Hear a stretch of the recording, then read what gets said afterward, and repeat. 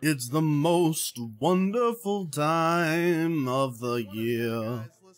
Oh my fucking god. I guarantee you Todd Howard's already on Pornhub saying 47-year-old middle-aged man gives everybody in the crowd raging erections. Something like that, because it's true. But before we get to the mountain of goodness that is Todd Howard on stage at E3, we gotta talk about the other stuff. I know. We'll get there. Don't worry. Trust me. I'm with you. I want there too. But we gotta talk about the other stuff. We gotta talk about the other stuff because Bethesda was not lying. They had the fucking smorgasbord of everything. There was something here for everybody, and if you love everything, oh my god, you were treated like a queen or king or whatever. Rage. The musical number was a little weird. Listen, to be quite frank, I'm not expecting musical numbers until Ubisoft is on stage, at which point it's kind of an accepted, so the musical number was just a little off-tilting, you know? Not bad, I will say. I liked it, for sure, you know, it's just I didn't expect it. But Rage 2. We got to see a lot of gameplay here, a good gameplay section of it. Looked fantastic, looked fast-paced, fun, action-packed, intense, oriented, graphically looked amazing. Car combat actually looked a little stale. Hopefully we'll get to see more of that, because it looked like you were just locking on missiles and shooting them at somebody. I was expecting more intense Mad Maxy style type of combat, where you're jumping from cars and killing people and flipping them, and so maybe that'll evolve, and we'll get to see more intense aspects of that over time, but car combat at first was not hugely interested in it. Ground combat looked very good though, very interesting, very intense. Definitely want to see more of that. The setting of Rage I liked, and just everything that they were doing with Rage seemed really good there. I can't actually wait to see it. We won't get to see it till spring of 2019, unfortunately, but it does look good and definitely a game to watch for. Next up, we had a teaser of Doom Eternal. Doom Eternal was nice to know that it's on the way because it is literally hell on earth, which is what a lot of people wanted to see, and it's still in the same vein as the reboot of the 2016 Doom, which everybody thought was absolutely fantastic for a reboot, because that's what Doom is. It's high action, intense, just fucking killing demons and everything like that. So it's absolutely great to see them continue with the trend with Doom Eternal. So happy for that. We also saw a bunch of stuff for Prey DLC. I love Prey, so to see this new mode, Moon Crash DLC, I think that's dope. It's a rogue light, in that sense where it's kind of different but mostly the same. And we're also going to get a horrifying take on hide and seek. Super interested in this, because the mimics can become whatever they want. This is so much better than the hide and seek. I mean, the mimics become whatever they want, and they can move it, and they can place it properly, and it looks fantastic, and I'm so excited for it. Looks fantastic. Looks great. Can't wait to do the hide and seek. Sounds fantastic. They talked a little bit about Quake Champions going free to play. In my opinion, Quake Champions is already kind of dead in the water. Meh. They talked about the Wolfenstein Youngbloods DLC. Cool. That's the twins of VJ Blazkowicz, the twin daughters in the 80s. Neat. They talked about some VR stuff, which is always nice to see them support VR stuff. They have Wolfenstein Cyberpilot. There's also going to be a VR version of Prey, which looked nice. And I love Pete Hines' little commentary, bringing the message of fuck Nazis to every platform possible, which I totally agree, Pete. Totally agree. Alright. Now we get to talk about the good stuff, kids. The really good stuff. The very special edition of Skyrim on your Alexa. I am so excited for this. I can't believe they finally did it. I mean, not having Skyrim on my Alexa in my home was probably one of the bigger sacrifices I was making to my life at the time, and now it's here, and I am so excited for it. No, but in all seriousness, Skyrim being on the Motorola pager and my refrigerator at the same time is probably actually the best thing that Bethesda has ever done, because I wanted Skyrim on 47 other platforms to make sure I have it everywhere that I go, including a technology that is completely out of date called a pager.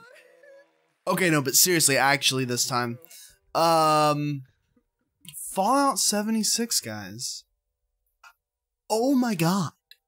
So from my understanding of that press conference, Fallout 76 is this. Fallout 76 is going to be an online, and he said dozens, so I'm gonna go with, it's probably somewhere between 24 and 36, so 32. I couldn't imagine more than 48. I'd be amazed if they fit something like Battlefield numbers, like 64 people on a server. That would be incredible. I don't think they're going to do it. But I think 32 is a safe-ish number. Honestly, I'm okay with 16. If it was just 16, I think they're going to do more than 16, but if it was just 16 people, I think that would be great. So I think it's going to be 32 people online in a single Fallout universe.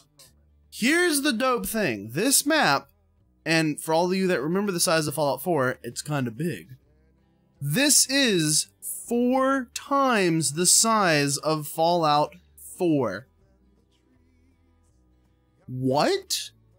That's fucking huge. And they're gonna fit 32 people on it.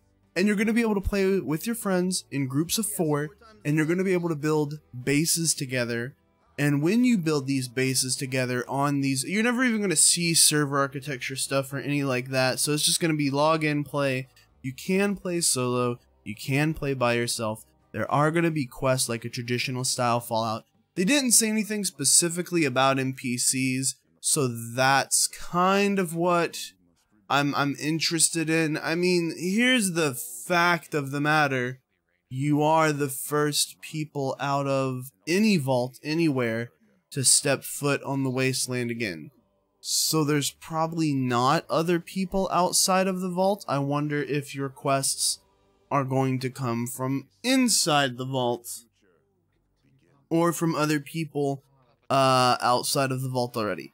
I'm very interested to see what this is, what it does, and where it goes. I really am.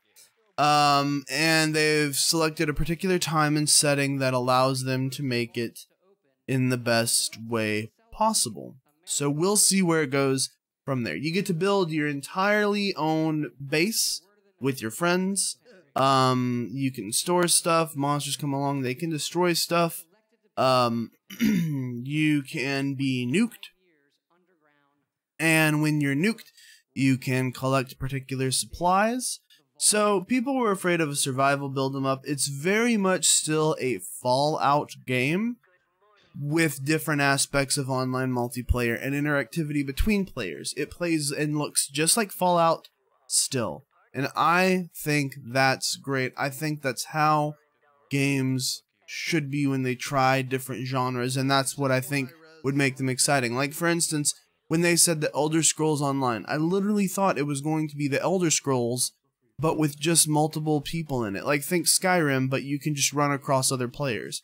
And that sounded amazing to me personally. But that's not what it was. Elder Scrolls Online was a very much MMO-ified version of the Elder Scrolls, to the point that it's much more MMO than it is Elder Scrolls. This looks like it is a Fallout-ified. It's still very much Fallout, but it's a Fallout way of a build-em-up survival sandbox type of game, and that to me sounds so amazing. It sounds better than I originally thought it did. I am super interested in it to go play with my friends online in a Fallout world. That has me so just Todd Howard knows how to give grown men boners like no other man on earth. Just a fact. And he's not even gay. He might be, I don't know, but I don't think he is. I think he's married. Who cares? He does a good job anyway. Starfield. Cool. It's been confirmed now. It's a new IP by Bethesda. Great. That's all we know. I mean, literally, we know we were showed a satellite and then it got teleported into some kind of rift type of deal. That's all we know about Starfield. That's it. It's literally it. So we can't say anything else. I am glad he did say single player. He did say open world. He did say sci-fi space themed. And obviously by the name Starfield. So cool. Glad. I'm excited to see it. I want to know more. Hopefully we'll get to see it, more of it next year at E3, which will be great. But other than that, cool, great. It's always nice to see new IPs from one of my favorite developers. And lastly, with some big cojones, Elder Scrolls 6. Now, I don't think we're gonna see Elder Scrolls 6 until at least 2020. Maybe not even 2021. Okay? I'm okay with that. From the screenshots, from the zoom in that we got, people think that this is in Hammerfell, which is the home of the Redguard, which would be amazing to me. I think that would be so cool to be able to visit there, because there's a lot of different culture and everything there. And yeah, here's what I think. I think Starfield, and I think Starfield is a project to teach everybody how to use the new engine, and Elder Scrolls 6 is going to be the definement of that new engine. So Starfield's going to be them learning how to use this new engine of theirs, and Elder Scrolls 6 is going to be the great refinement of that engine of theirs. And I think Fallout 76 is their last hurrah of this engine. The fact of the matter is we're probably not going to get another Fallout for 4 to 5 years after this. That's just the facts. Fallout 5's already in the works, but they take 4 to 5 years on their games. So that's just the facts. We're not going to see another Fallout for 4 or 5 years. We're going to see a Starfield. We're going to see an Elder Scrolls, and we're probably going to see at least a year of content for that Elder Scrolls afterwards, if not more. And not to mention, they did talk about Elder Scrolls Blades, which is a mobile Elder Scrolls game. That looks neat. Cool. Not the most exciting point of the show, obviously, but that's like some icing on the cake, to be honest with you. At this point, it really is. So I'm beyond excited. Bethesda might have just stolen the show for me. Honestly, it's super hard to decide between Microsoft showing off Cyberpunk and Halo and Forza Horizon, and really we only got to see Fallout 76, and that's the only thing coming within this year. That's the only real things we got to see. So yeah, we'll see. Anyway guys, thank you for watching my press conference recap of Bethesda, possibly one of the best conferences I've ever seen in terms of just building the hype. It was fantastic. There was an actual shit ton of information, an actual shit ton of releases. So much good stuff from Bethesda this year. So much good stuff. I'm Guns. Thank you for watching. You can follow me at twitch.tv/GUNZGAMES, where you can watch everything live, and it's awesome. And you can also follow me on Twitter, at the number 3GUNSDOWN, because I like to squeal like a fangirl every time Todd Howard's face appears anywhere. So I'll see you guys later. Have a good one. GG.